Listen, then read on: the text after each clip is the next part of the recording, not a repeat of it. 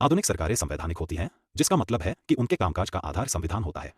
संविधान हमारे देश का सबसे बड़ा और महत्वपूर्ण कानून है। यह सिर्फ सरकार की संस्थाओं को स्थापित नहीं करता, बल्कि यह बताता है कि राज्य के लक्ष्यों क्या होने चाहिए। आधुनिक संविधान बहुत विस्तृत होते हैं। यह 3 मुख्य अंगों, कार्यपालिका जो कानून बनाती है, विधानपालिका जो कानून लागू करती है और न्यायपालिका जो कानून की व्याख्या करती है, का विवरण देता है। लेकिन संविधान इससे भी आगे बढ़कर यह भी बताता है कि समाज को कैसे चलाया जाना चाहिए। सार्वजनिक प्रणाली इसी संवैधानिक ढांचे के तहत काम करती है और इसे अपनी शक्तियां इसी से मिलती हैं। इसका मतलब है कि सरकार और उसके सभी संस्थान संविधान के नियमों और प्रावधानों के अनुसार ही काम करते हैं। संविधान ही बताता है कि किस तरह से निर्णय लिए जाएंगे, किसके पास कितनी शक्तियां होंगी और नागरिकों के अधिकार क्या होंगे। इससे यह सुनिश्चित होता है कि सार्वजनिक प्रणाली पारदर्शी और जिम्मेदार हो, जिससे जनता को अपनी आवाज उठाने और अपने अधिकारों की रक्षा करने का मौका मिलता है।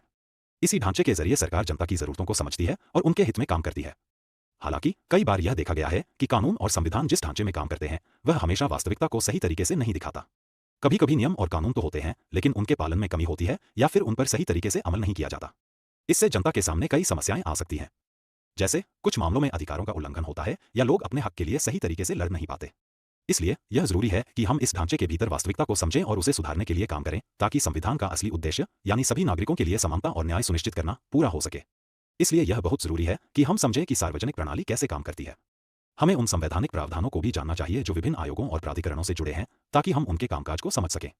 संवैधानिक सिद्धांत और संस्थाएं सार्वजनिक प्रणाली के प्रबंधन के माहौल को निर्धारित करती हैं और उन पर प्रभाव डालती हैं। इसका मतलब है कि संविधान में दिए गए सिद्धांत, जैसे कि लोकतंत्र, न्याय और समानता, उन नीतियों और प्रक्रियाओं को आकार देते हैं जिनके तहत सरकार काम करती है। ये सिद्धांत यह तय करते हैं कि सरकारी संस्थाएं कैसे कार्य करेंगी, निर्णय कैसे लिए जाएंगे और नागरिकों के अधिकारों की रक्षा कैसे की जाएगी।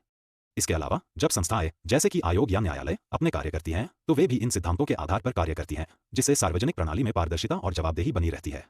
इस प्रकार संवैधानिक ढांचा न केवल सरकारी कामकाज को दिशा देता है, बल्कि यह सुनिश्चित करता है कि सभी निर्णय और कार्य लोकतांत्रिक और न्यायपूर्ण तरीके से हों। जब हम शासन की बात करते हैं, तो इसका मतलब है उन कानूनों और अधिकारों का इस्तेमाल करना जो संवैधानिक संस्थाओं में निहित होते हैं। इसका उद्देश्य राज्य के लक्ष्यों को हासिल करना होता है। भारत में शासन का ढांचा कुछ खास उद्देश्यों को ध्यान में रखकर बनाया गया है, जिन्हें संविधान में शामिल किया गया है। इनमें आत्मनिर्भरता, आर्थिक विकास, औद्योगिकरण, आधुनिकीकरण और सामाजिक न्याय जैसे महत्वपूर्ण लक्ष्य शामिल हैं। भारतीय संविधान केवल केंद्र और राज्यों के अधिकारों और दायित्वों की बात नहीं करता, बल्कि यह शासन के मूल सिद्धांतों को भी दर्शाता है। इसके माध्यम से देश के प्रशासन के लिए दिशा निर्देश मिलते हैं, जिससे सरकार और समाज दोनों को सही दिशा में आगे बढ़ने में मदद मिलती है।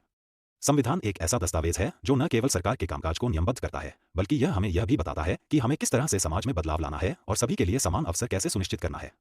यह हमारे अधिकारों और दायित्वों को स्पष्ट रूप से परिभाषित करता है, जिससे हर नागरिक को न्याय और समानता का हक मिलता है। संविधान में न केवल कानूनों का जिक्र है, बल्कि यह उन मूल्यों और सिद्धांतों को भी उजागर करता है जिन पर हमारा समाज आधारित है, जैसे कि मानवाधिकार, स्वतंत्रता और सामाजिक न्याय। इसका उद्देश्य यह सुनिश्चित करना है कि हर व्यक्ति को अपनी क्षमता के अनुसार आगे बढ़ने का अवसर मिले, चाहे वह किसी भी जाति, धर्म या वर्ग से हो। इसलिए संविधान केवल एक कानूनी दस्तावेज नहीं है, बल्कि यह हमारे समाज के लिए एक मार्गदर्शक भी है, जो हमें बेहतर भविष्य की दिशा में आगे बढ़ने में मदद करता है।